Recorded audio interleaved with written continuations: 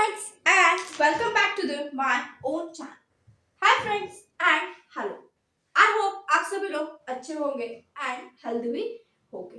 तो आज हम एक नया टॉपिक स्टार्ट करेंगे that is the chemistry in everyday life. Chemistry in everyday life. इसके पहले हमने कोऑर्डिनेशन कंपाउंड बहुत अच्छे से डिटेल में कंप्लीट किया है. अगर किसी ने वो देखा नहीं है तो आप कोऑर्डिनेशन कंपाउंड देख लेना. मैंने उसकी प्लेलिस्ट तैयार कर दी है. मैं आपको उसके आई बटन में दे दूंगी. आज के लेक्चर में हम क्या करेंगे केमिस्ट्री इन एवरीडे लाइफ. ये बहुत ज्यादा थ्योरेटिकल टॉपिक है. इसमें से कई बार आपकी बोर्ड में क्वेश्चन आ भी जाते हैं. कुछ सब्जेक्टिव टाइप क्वेश्चन आ जाते हैं एंड अगर आप कॉम्पिटिटिव एग्जाम की बात करें तो इसमें से एक से दो क्वेश्चन तो हर साल बनते हैं. तो आज के लेक्चर में हम क्या करने वाले हैं. आज के लेक्चर में हम केमिस्ट्री इन एवरीडे लाइफ करने वाले हैं. इस टॉपिक से अगर हम देखें तो हमारे रोज के जीवन में भी केमिस्ट्री हर तरफ है. ये टॉपिक शो करने वाला टॉपिक है. बहुत ही अच्छा खासा टॉपिक है. इजी है लेकिन यहाँ पर आपको कुछ मेडिसिन के नाम कुछ बहुत ज्यादा पार्ट है जो आपको रटना है एंड इसे रटने के बजाय दूसरा कोई भी ऑप्शन नहीं है हमारे पास. तो चलो स्टार्ट करते हैं. Chemistry in everyday life. Chemistry in everyday life. Chemistry in everyday life. अगर हम बात करें इस टॉपिक की तो हमें इस टॉपिक को 3 मेजर टाइप्स में पढ़ना है. कितने मेजर टाइप्स में? 3 मेजर टाइप्स में पढ़ना है. अगर हम पहली बात करें तो हमें यहाँ पर मेडिसिन पढ़नी है. किसके बारे में पढ़ना है? मेडिसिन पढ़नी है. अगर हम सेकंड टॉपिक की बात करें तो केमिकल्स इन द फूड के बारे में पढ़ना है. Chemicals in the food. Chemicals in the food. And अगर आप थर्ड की बात करो कुछ हमें डिटर्जेंट्स के बारे में या फिर कुछ सोप्स के बारे में पढ़ना है. That is the cleansing agent बोल सकते हैं हम उसे. क्लींजिंग एजेंट हम उसे कह सकते हैं. क्या कह सकते हैं हम उसे? क्लींजिंग एजेंट कह सकते हैं. क्लींजिंग एजेंट हम उसे कह सकते हैं. ओके जी. ये हो गया हमें तीन टॉपिक में. तो आज के लेक्चर में हम इसे मेडिसिन से शुरू करेंगे. एंड यस अगर कोई लेक्चर उसको स्किप कर देख रहा है तो स्किप कर ना देखे क्योंकि मैं हर एक लेक्चर में आपको अच्छे से अच्छा पॉइंट बताती हूँ. तो आपको क्या करना है ये अच्छे से नोट कर लेना है. ओके. अब बात करनी है हमें मेडिसिन के बारे में. अब ये मेडिसिन के बारे में हम क्या जानते हैं. सबसे पहले कुछ हम मेडिसिन के बेसिस पर क्लासिफिकेशन भी चेकआउट कर लेते हैं. अगर हम बात करें इस मेडिसिन में तो हमारे पास क्या है? Drug and their classification. Drug and their classification के बारे में हमें पढ़ना है. किसके बारे में? Drug and their classification. Okay जी. इसके बारे में भी हम चर्चा करेंगे. तो चलो फिर स्टार्ट कर देते हैं टॉपिक को. ओके. आज का फर्स्ट पॉइंट है what is the meaning of the drug. Drug किसे कहते हैं हम? ड्रग का मीनिंग क्या है? ड्रग का मीनिंग क्या है? जो हम मेडिसिन लेते हैं कभी कभार उसे भी ड्रग कहा जाता है. जो हम मेडिसिन लेते हैं उसे भी कभी कभार ड्रग कहा जाता है. तो ड्रग आप लिख सकते हो. It is the chemical of low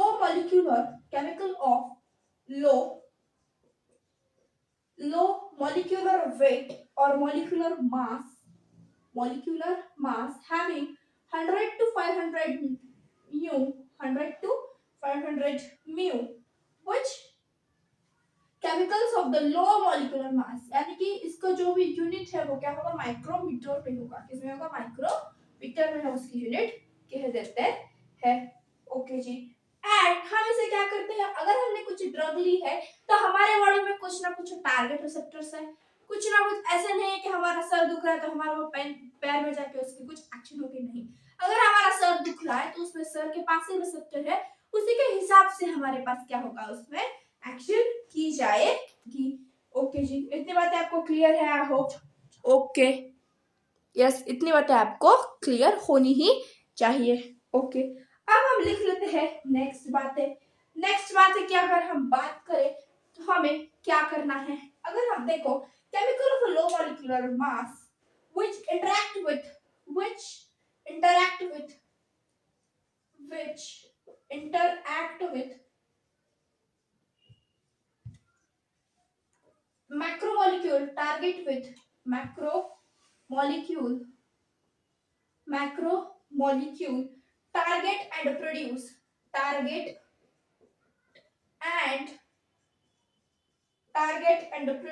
biological response,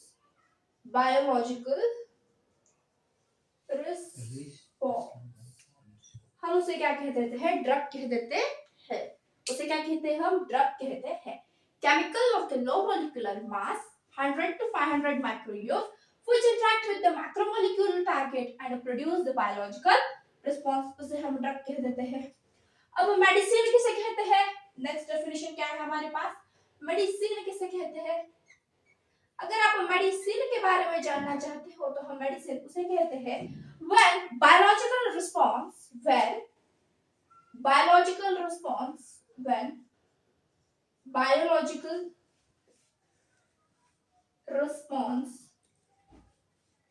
is therapeutic and useful, is therapeutic और हम उसे क्या कह देते हैं, यूजफुल, therapeutic और useful, then these chemicals are known as the medicines, हम उसे क्या कह देते हैं, मेडिसिन कह देते हैं। ओके, अगर हम इस मेडिसिन को फॉर एग्जांपल हमने डॉक्टर ने या फिर हमारे फिजियोलॉजिस्ट ने हमें कहा है कि हमें एक टैबलेट समय में 2 बार लेनी है, अगर वो हमने एक टैबलेट 3 बार ले ली तो वो हमारे लिए क्या हो जाता है, पॉइजन हो जाता है। तो वो भी हमारे सिलेबस में डेफिनेशन है, तो लिख लो फिर, और क्या है, पोटेंशियल पॉइजन, क्या कहते हैं आप उसे, पोटेंशियल पॉइजन, पोटेंशियल पॉइजन। ये क्या है पोटेंशियल पॉइजन, क्या अगर हम बात करें तो when medicines are taken, when medicine are taken more or in higher doses, in the higher doses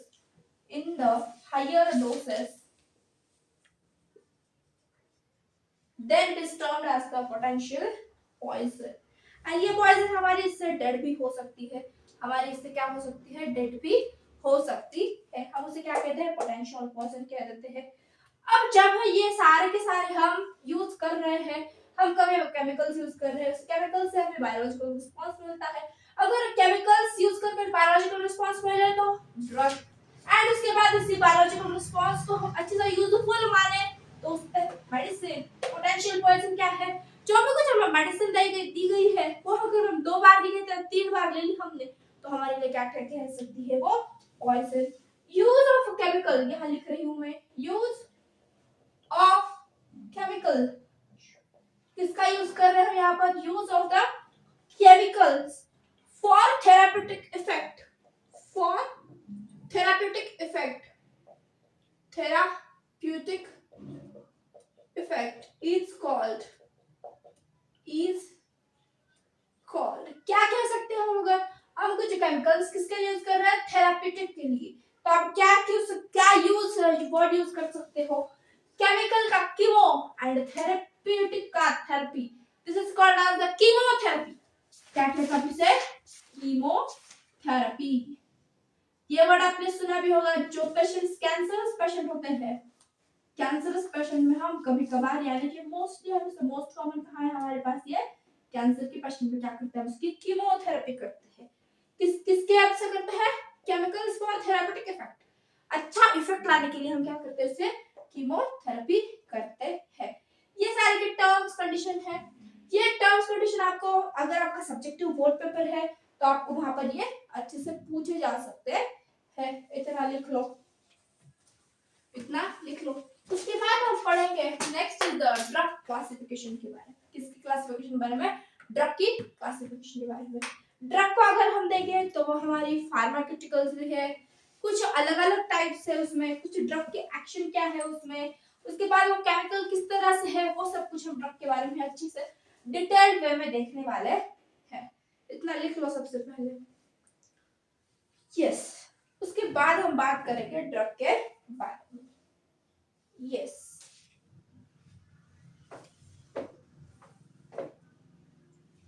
अगर हम बात करें फार्माकोलॉजिकल इफेक्ट, अब ये फार्माकोलॉजिकल इफेक्ट क्या है, ये फार्माकोलॉजिकल जो इफेक्ट है वो डॉक्टर्स के लिए बहुत अच्छा बेनिफिशियल है। अब ये डॉक्टर्स के लिए क्यों है, क्योंकि अगर कुछ नहीं पता होंगे तो डॉक्टर भी क्या करते हैं, अगर उसके इफेक्ट ही पता नहीं है तो डॉक्टर उससे दवाई किस तरह से देगा। तो इसीलिए ये जो इफेक्ट है वो डॉक्टर्स के लिए बहुत ज्यादा बेनिफिशियल है कि किस रेंज तक ये ड्रग है, उसके पर्टिकुलर प्रॉब्लम क्या आ सकते हैं वो इस ड्रग में है। उसके बाद इसी में फार्माकोलॉजिकल इफेक्ट्स में हम किसकी बात कर लेते हैं, एनाल्जेसिक्स की। एनाल्जेसिक्स का मीनिंग क्या होता है, जो पेन को किल कर सकती है हम उसे क्या कहते हैं, वो एनाल्जेसिक्स है। ओके जी। उसके बाद इसमें क्या आ जाती है, एंटीसेप्टिक।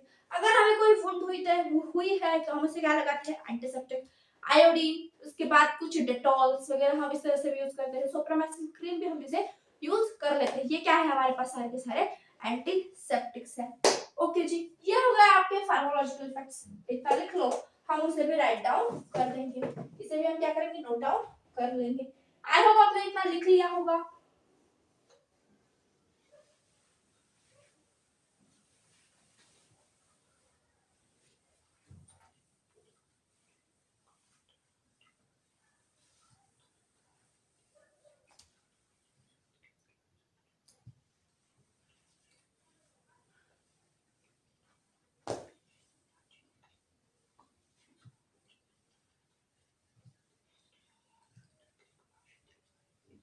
यस, चलो तो बात कर लेते हैं फार्माकोलॉजिकल इफेक्ट। फार्माकोलॉजिकल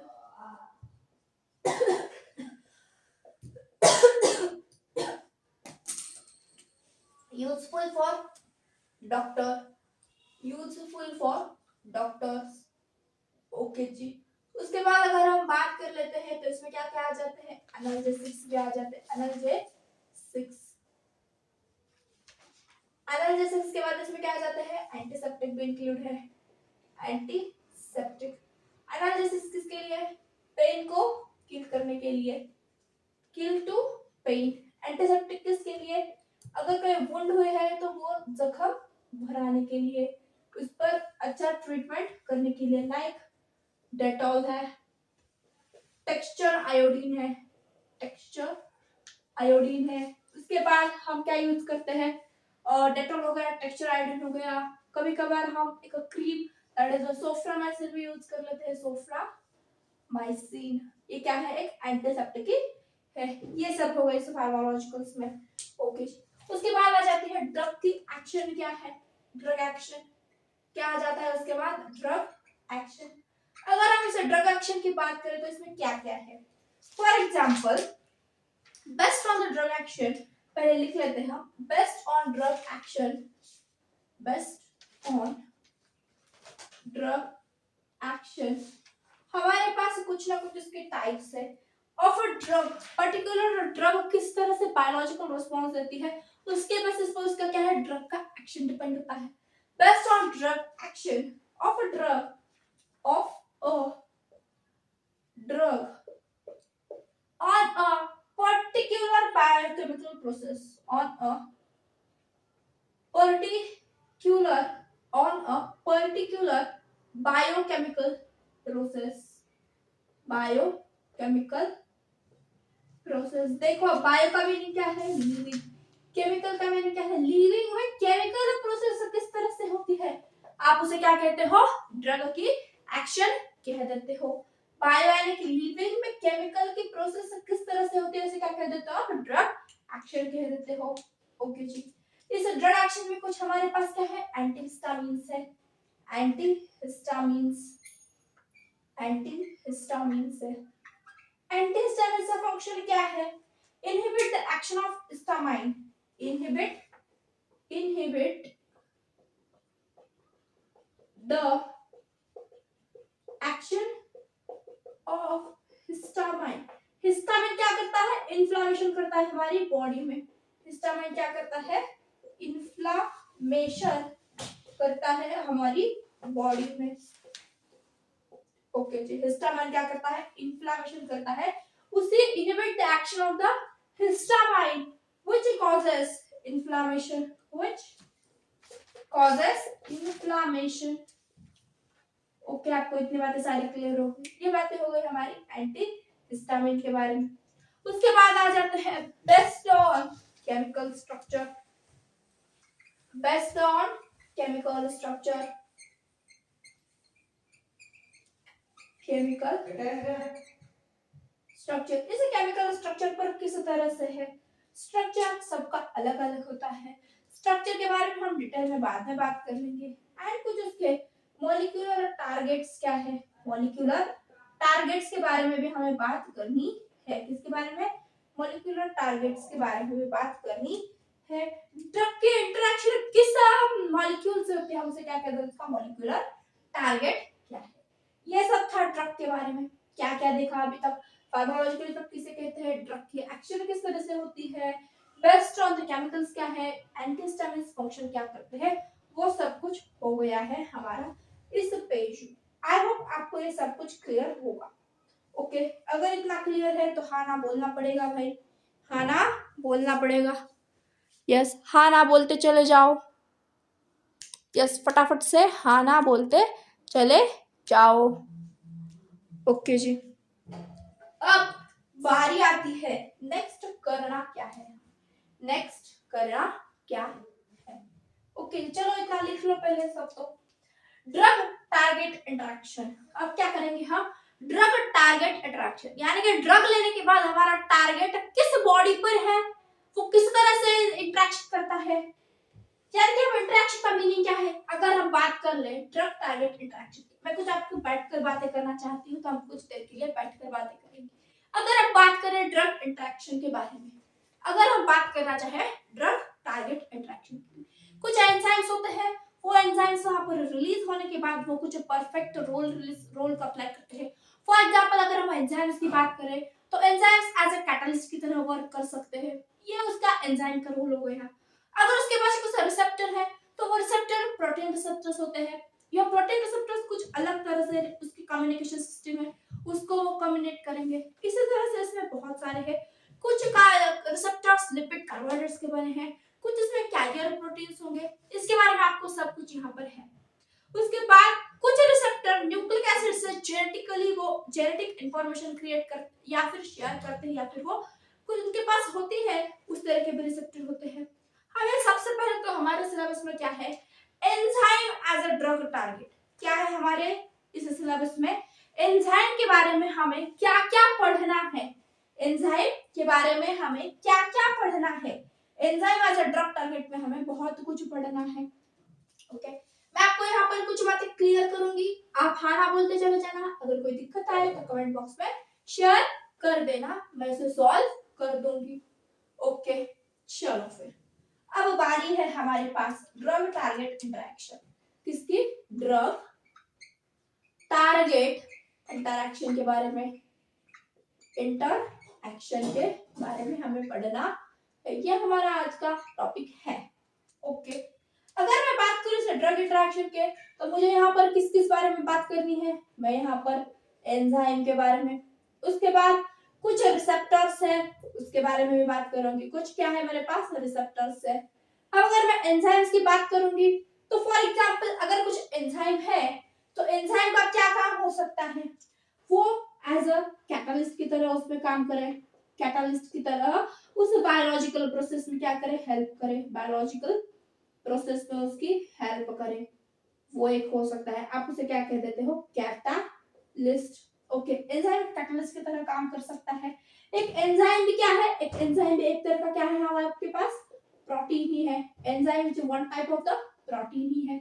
ओके जी ये आपके पास हो गया ऐसे कैटलिस्ट का फंक्शन है, एंजाइम एज अ कैटलिस्ट उसकी बायोलॉजिकल प्रोसेस में हेल्प कर सकता है। अगर आप रिसेप्टर की बात करो तो रिसेप्टर के पास कुछ अगर प्रोटीन है, अगर फॉर एग्जांपल रिसेप्टर के पास कुछ प्रोटीन है तो इस प्रोटीन की कम्युनिकेशन टैक्ट या फिर कम्युनिकेशन स्किल कुछ अलग हो सकती है। इसकी क्या अलग है, कम्युनिकेशन स्किल अलग हो सकती है। हाँ ना बोलते चल जाओगे, समझ में आ रहा है तो कम्युनिकेशन सिस्टम इसकी कुछ अलग हो सकती है अगर ये प्रोटीन है तो। उसके बाद अगर ये कैरियर प्रोटीन है, यानी कि कैरियर प्रोटीन है कि इसके पास क्या है, कुछ पोलर मॉलिक्यूल होंगे। अगर ये कैरियर प्रोटीन है तो उसके पास क्या है, पोलर मॉलिक्यूल है। कैरियर प्रोटीन है तो उसके पास क्या होगा, ये एक पोलर मॉलिक्यूल होगा। कौन सा मॉलिक्यूल होगा आपके पास, पोलर मॉलिक्यूल होगा। ओके जी carrier protein and the polar molecule के साथ होगा, या पोलर मॉलिक्यूल के साथ होगा यानी कि वो अक्रॉस द सेल मेम्ब्रेन जाना चाहता है, अक्रॉस द सेल मेम्ब्रेन जाना चाहता है। Across cell membrane. ओके जी। उसके बाद अगर वो लिपिड वगैरह की बनी है, लिपिड कार्बोहाइड्रेट की, तो वो क्या है, एक सेल मेम्ब्रेन का ही पार्ट है, क्योंकि हमारी सेल मेम्ब्रेन किससे बनी होती है, सेल मेम्ब्रेन लिपिड से बनी होती है। एंड वो लिपिड से बनने के कारण वो वाटर को क्या है, वाटर को हीट करती है। एंड वो वाटर को जब हीट करती है यानी कि वो क्या है, हाइड्रोफोबिक है। वो हाइड्रोफोबिक होने के कारण क्या है, वो पानी को अंदर नहीं आने देती। एंड अगर वो पानी को ही अंदर नहीं आने देगी, पानी यानी कि जो बिल्कुल इसके पोलर मॉलिक्यूल वो अंदर नहीं आने देती, इसलिए हम वहां पर क्या जरूरी पड़ गए, हमारे पास कैरियर प्रोटीन। क्या जरूरत पड़ गई हमें, कैरियर प्रोटीन। जो बच्चों ने बायोलॉजी में क्लास 11 का सेल यूनिट पढ़ा है, क्लास 11 का सेल यूनिट पढ़ा है, उसे पता चल गया होगा कि कैरियर प्रोटीन क्या है, पोलर मॉलिक्यूल क्यों कह रहे हैं, सेल मेम्ब्रेन से क्या है। तो क्या स्ट्रक्चर है मैं आपको बता देती हूँ। फॉर एग्जांपल आप मान लो ये आपकी क्या है, पूरी की पूरी सेल मेम्ब्रेन है। ओके, सेल मेम्ब्रेन में क्या होता है, head tail head tail head tail head tail head tail tail head, क्या है फिर ये, टेल हेड, टेल हेड है, टेल हेड, टेल हेड है।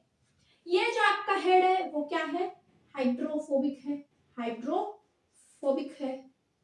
एंड ये जो आपकी पूरी की पूरी टेल है वो क्या है, हाइड्रोफिलिक है। ये पूरी की पूरी आपकी जो टेल है, जो मैंने रेड से एन मार्क की है, वो आपकी क्या है, हाइड्रोफिलिक है। क्या है वो, हाइड्रोफिलिक है।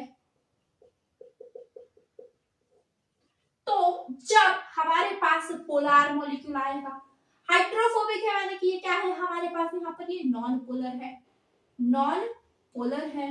अगर कोई पोलर मॉलिक्यूल आ जाए तो ये उसे अंदर जाने नहीं देगा, तो इसे क्या लगेगा, एक कैरियर प्रोटीन। यानी कि फॉर एग्जांपल यहाँ पर कैंटीन है, ये आपका कॉलेज, ये पूरा आपका कॉलेज है, यहाँ पर एक कैंटीन है, यहाँ पर दो आपके जो आपके उनके साथ आपका झगड़ा हुआ है, ये दोनों यहाँ पर बैठे हुए इस तरह से मान लो, ये यहाँ पर इसे जाना है, एक लड़का है, इसे यहाँ से जाना है, लेकिन ये दोनों दोस्त उसे आते ही क्या करेंगे, पीट देंगे। लेकिन इसने क्या किया, उसने अपने बेस्ट फ्रेंड को साथ में ले लिया। तो इसे जब इसने अपने बेस्ट फ्रेंड को साथ ले लिया तो दोनों दोस्त उसे कुछ कर पाएंगे क्या, नहीं कर पाएंगे। तो इसने क्या किया, इसने अपने मतलब के लिए इसे एज अ कैरियर प्रोटीन की तरह यूज किया। अगर ये साथ जाएगा तो ये दोनों इसे कुछ भी नहीं कर पाएंगे।